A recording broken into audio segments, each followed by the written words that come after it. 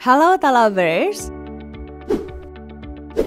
makin gak sabar aja nih. Beberapa bulan lalu, Menteri Koordinator Kemaritiman dan Investasi, Luhut Binsar Panjaitan, baru aja ngumumin kalau kereta cepat Jakarta-Bandung bakalan beroperasi pada bulan Agustus.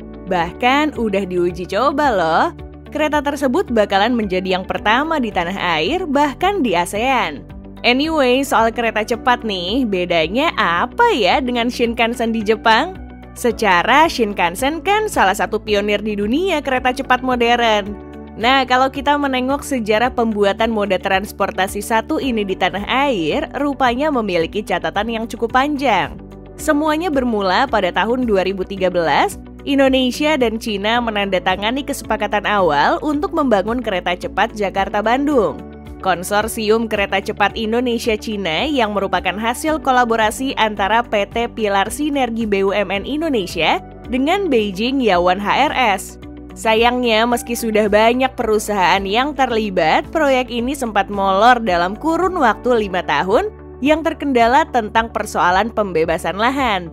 Akhirnya, pada tahun 2018, upacara peletakan batu pertama dilakukan menandai dimulainya pembangunan fisik proyek. Pembangunan meliputi pembangunan jalur kereta, stasiun, jembatan, terowongan, dan infrastruktur pendukung lainnya. Sementara Shinkansen sendiri merupakan wujud inovasi revolusioner yang dilakukan oleh Jepang dalam menyambut Olimpiade Tokyo pada tahun 1964. Gila, kita mah tahun 60-an jalan tol aja belum ada. Hal itu sekaligus menjadikan kereta ini meraih gelar kereta cepat pertama di dunia. Jadi wajar jika kala itu semua mata tertuju pada Shinkansen dan namanya cukup populer. Alhasil, karena kepengen terus mempertahankan kualitasnya, bahkan kepengen lebih lagi, Jepang selalu melebarkan rutenya. Gak cuman itu aja, inovasi lain pun terus dilakukan hingga hari ini untuk meningkatkan efisiensi energi, keselamatan, dan kenyamanan para penumpang. Wah, gokil sih. Tapi tunggu dulu, kereta cepat yang bakal hadir nanti nggak kalah juga kok dari yang punya Jepang. Apalagi dari segi desainnya, kereta cepat Jakarta-Bandung sangat syarat dengan muatan lokal.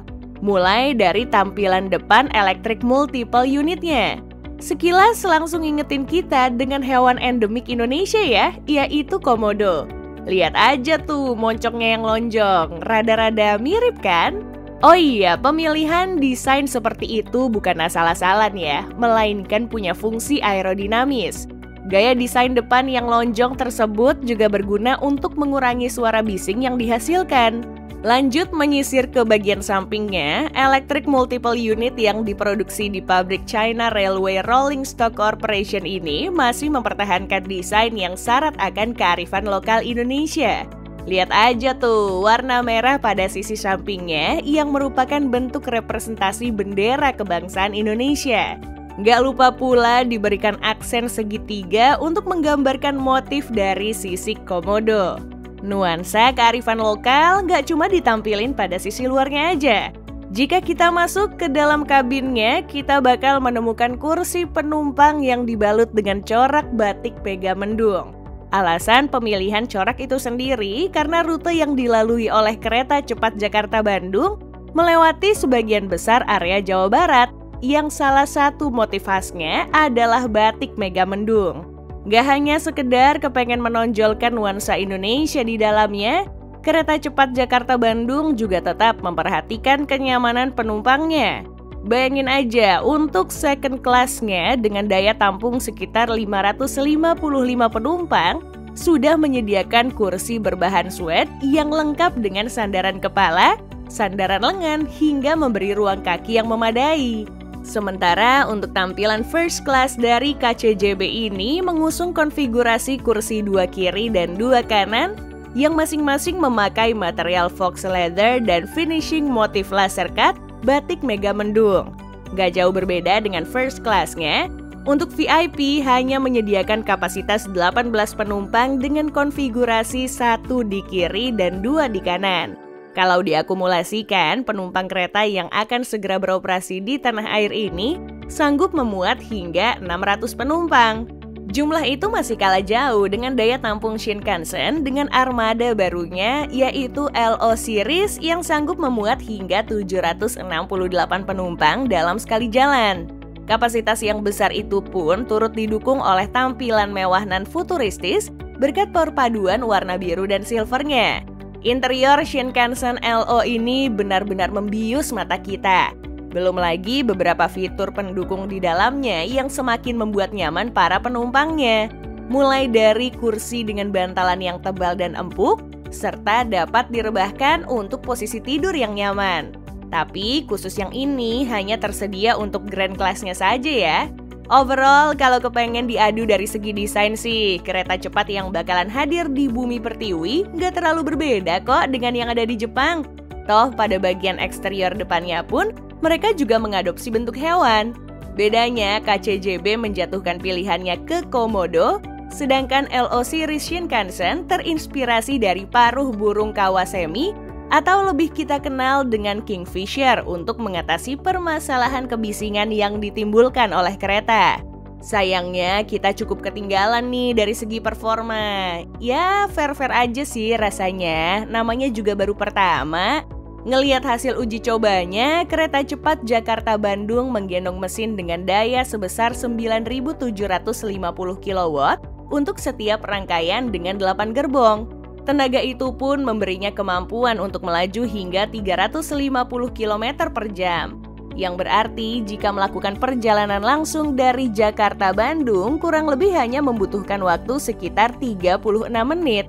Bayangin kalau naik mobil mesti nempuh 2,5 jam. Belum lagi kalau macet. Sedangkan untuk kereta Shinkansen sendiri sejatinya masih ada yang memakai unit dengan kecepatan 300 km per jam. Namun terkhusus untuk seri LO yang paling cepat, kecepatan maksimumnya bisa mencapai 600 km per jam. Wah, hampir 2 kali lipatnya ya, gokil! Perbedaan terbesar antara kedua kereta ini juga terletak dari sistem sinyal yang digunakan. Saat ini, KCJB menggunakan teknologi Global System Mobile Railway untuk pengoperasiannya.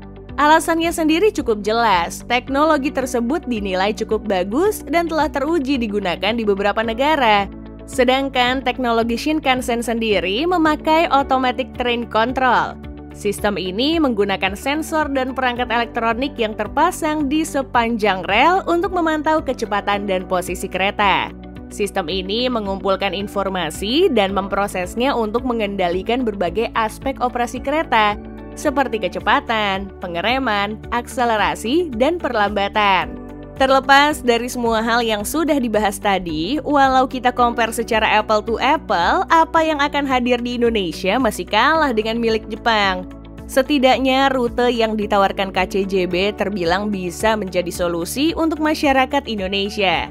Nah, untuk jumlah stasiunnya, kereta dengan panjang jalur sepanjang 142,3 km ini memiliki 4 stasiun dengan 1 depo yang dimulai dari Stasiun Halim menuju ke Stasiun Karawang, lalu Stasiun Padalarang, serta Stasiun Tegaluar yang sekaligus menjadi depo.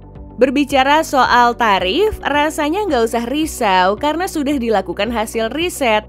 Kereta cepat ini akan diperkirakan menerapkan tarif sekitar Rp150.000 untuk jarak dekat dan Rp350.000 untuk rute paling jauh.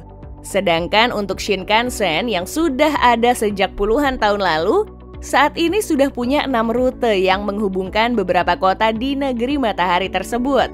Sementara untuk tarifnya pun cukup variatif, mulai dari 1,9 juta hingga 3,6 juta rupiah.